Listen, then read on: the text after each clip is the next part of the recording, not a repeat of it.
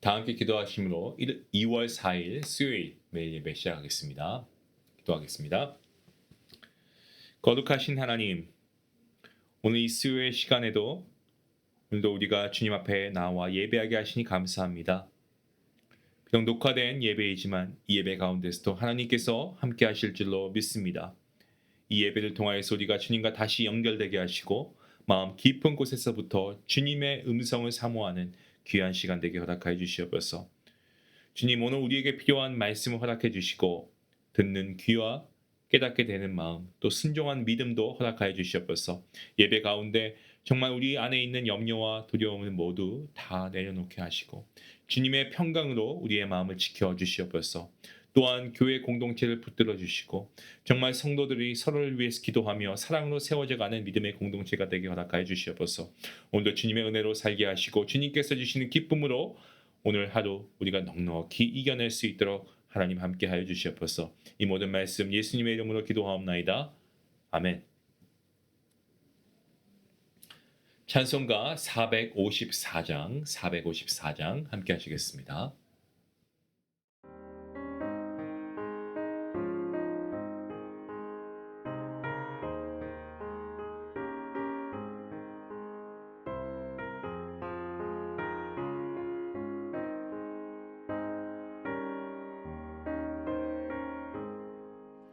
주여 나의 병든 몸을 지금 고쳐주소서.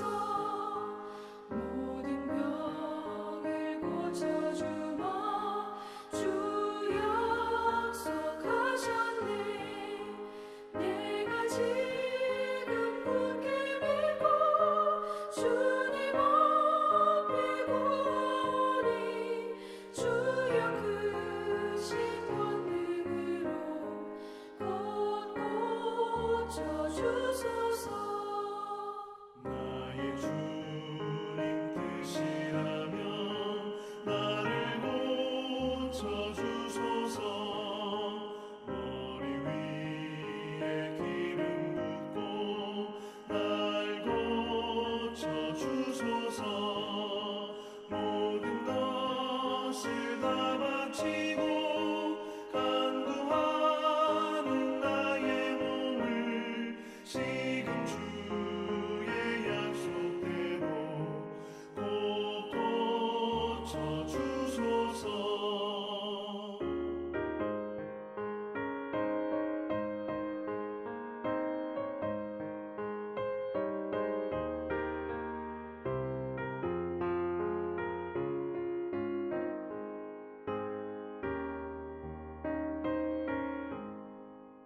주를 위해 살겠으니 나를 고쳐주소서.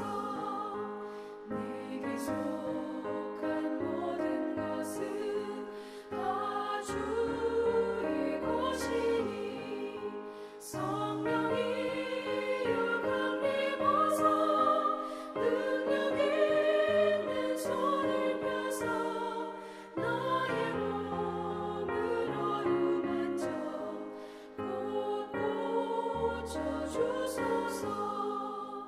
나의 병을 고쳐주신 내가 믿사옵니다.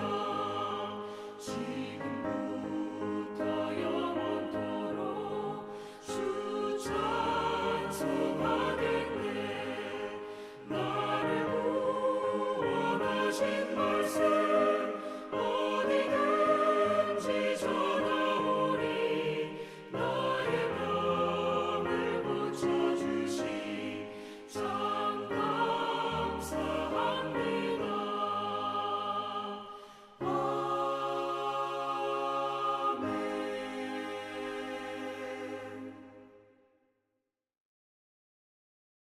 오늘 우리가 함께 나눌 말씀은 마태복음 10장입니다.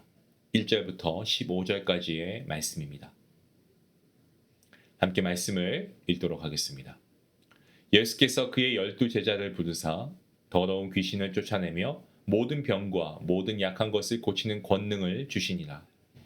12 사도의 이름은 이러하니 베드로라 하는 시몬을 비롯하여 그의 형제 안드레와 세베대의 아들 야고보와 그의 형제 요한, 빌립과 바돌로메, 도마와 세리마테, 알페오의 아들 야고보와 다데오, 가나나인 시몬 및 가론 유다 곧 예수를 판 자라. 예수께서 이 열두를 내보내시며 명하여 이르시되 이방인의 길로도 가지 말고 사마리아인의 고을로도 들어가지 말고 오히려 이스라엘 집에 잃어버린 양에게로 가라. 가면서 전파하여 말하되 천국이 가까이 왔다 하고 병든 자를 고치며 죽은 자를 살리며 나병 환자를 깨끗하게 하며 귀신을 쫓아내되 너희가 거저 받았으니 거저 주라.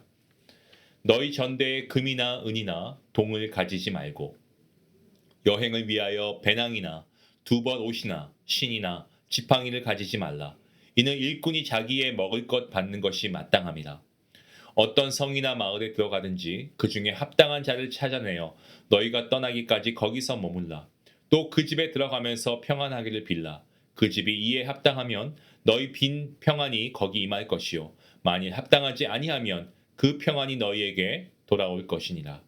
누구든지 너희를 영접하지 아니하고 너희 말을 듣지도 아니하거든 그 집이나 성에서 나가 너희 발의 먼지를 떨어버리라.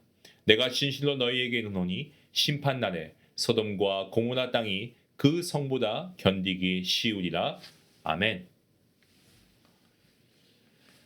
우리가 흔히 인사가 만사다라는 말을 하기도 합니다. 사람을 채용하고 또 적재적소에 배치하는 이러한 일들이 세상의 모든 일을 결정짓는 가장 중요한 요소라는 뜻이죠. 사람 하나를 잘못 뽑으면 많은 사람들이 고생하지만 좋은 사람 하나를 만나면 그로 인해 많은 사람들이 유익을 누리게 됩니다. 그래서 혹자는 선거가 중요하다라고 말하는 그러한 이들도 있는데요. 그 한 사람이 그 땅에 정말 끼치는 영향력이 크기 때문에 그렇습니다. 자, 그렇다면 하나님 나라를 맡길 사람을 세우시는 예수님께서는 얼마나 더 신중하셨겠습니까? 근데 예수님께서 선택하신 이 제자들의 명단을 보면 사실 처음에 고개가 좀 갸웃갸웃 되는 것 같습니다. 왕족이나 귀족처럼 가문 좋고 학벌 좋고 뭐 똑똑하고 유능한 그러한 사람들이 아니었습니다. 그러한 인물들로 채우지 않았습니다. 뭐 베드로, 안드레, 야고보, 요한 같은 어떤 그러한 평범한 그렇죠? 그러한 이들도 있었고 또 마태처럼 어떤 동족에게 미움받던 세리도 있었습니다. 사람의 눈으로 보면은 주님이 실수하신 것이 아닐까 어떤 그러한 구성이 아닌가 싶습니다. 하지만 주님께서는 사람을 차별하지 않으셨고 하찮아 보이는 평범한 사람들을 통해서 하나님께서는 놀라운 하나님의 나라와 확장과 성숙을 이루어 가시죠. 누가복음 6장을 보시면 예수님께서는 12제자를 세우시기 전에 산에 올라가서 밤이 새도록 기도하셨습니다. 이것은 주님께서 아무나 예수님의 제자를 아무나 대충 뽑으신 것이 아니고 기도하시는 가운데 선별하시고 또 선별하셔서 하나님 나라의 일꾼을 부르시고 계시는구나라는 것을 우리가 알게 됩니다. 우리가 바로 앞에 이 말씀에서 추수와 일꾼을 보내달라 이것을 구해야 한다라고 말씀하신 예수님께서 그 기도의 응답으로 12제자를 부르고 계십니다. 이 12사람은 예수님께서 세상에 남기신 어떤 영적 유산과도 같습니다. 오늘 본문 1절 말씀을 보시면 예수께서 그 12제자를 부르사 더러운 귀신을 쫓아내며 모든 병과 모든 약한 것을 고치는 권능을 주셨다라고 말씀하고 있습니다. 예수님의 제자들은 마치 대기업 입사 그런 것처럼 시험을 통과해서 뽑힌 사람들이 아닙니다. 먼저 예수님께서 그들을 부르셨고 그 부르심으로부터 모든 것이 시작된 것을 우리가 보게 됩니다. 우리가 예수님을 믿고 교회에 나오게 된 것도 사실 겉으로는 내가 선택한 것처럼 보일 수 있습니다만은 사실 어떻습니까? 하나님께서 먼저 우리를 부르셨기 때문에 가능해진 것입니다. 이것을 소명, 부르심이라고도 하고요. 이러한 소명, 부르심 없이는 누구도 하나님의 자녀가 될 수 없습니다. 때문에 우리는 우리를 먼저 부르신 하나님께 어떻게 해야 되겠습니까? 감사하는 것이 마땅합니다. 자, 예수님께서는 우리를 부르시기만 한 것이 아닙니다. 예수님께서는 우리를 부르시고 권능을 주셨습니다. 권능을. 더러운 귀신을 쫓아내고 모든 병과 약한 것을 고치는 권능입니다. 한번 생각해 보시기 바랍니다. 평생 갈릴리 바다에서 고기 잡던 사람, 세금을 걷던 사람, 이러한 자들이 주님의 권능을 입고 놀라운 사도들로 변화되었습니다. 이것은 하나님 나라가, 이 하나님 나라의 역사가 사람의 배경이나 조건이 아니고 주님의 부르심과 주님께서 주시는 그 권능으로 말미암아 이 하나님 나라가 세워져 간다는 것입니다. 엘리야 역시도 우리와 같은 어떤 그러한 성경을 가진 인물이었습니다마는 기도할 때 어떻습니까? 하늘이 닫히기도 하고 열리기도 했습니다. 중요한 것은 그 사람의 스펙이 아니고 하나님께서 부어주시는 권능인 줄로 믿으시길 바랍니다. 권능은 왕이 다스리는 권세처럼 주권적인 힘을 뜻하고 있습니다.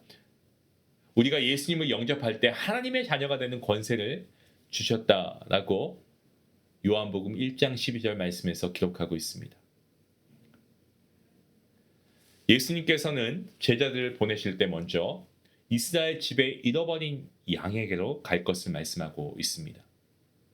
이것은 이방인이나 사마리아인을 배제하라는 뜻이 아니고 복음 전파에도 순서가 있다는 것을 보여주고 있습니다. 그것은 가까운 곳부터 시작해서 점차 그 지경을 넓혀가는 것입니다.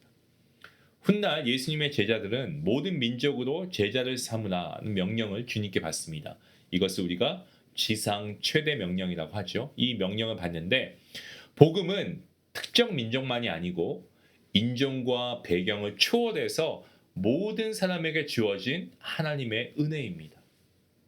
때문에 우리는 이 복음을 우리가 가까운 곳에서부터 끝나는 것이 아니고 계속해서 그 복음의 지경을 넓혀가야 하는 것이 마땅합니다.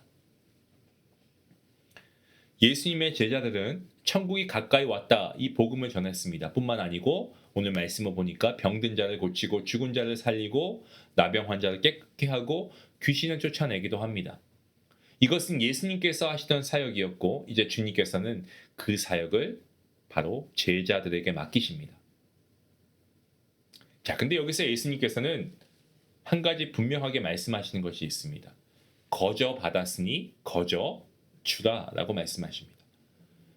복음의 사역은 이윤을 남기거나 자신을 과시하는 것이 아닙니다. 우리가 하나님의 은혜를 값없이 받았기 때문에 이 은혜를 값없이 흘려 보내는 삶이 되어야 합니다. 이것이 복음의 사역이고 복음의 삶입니다.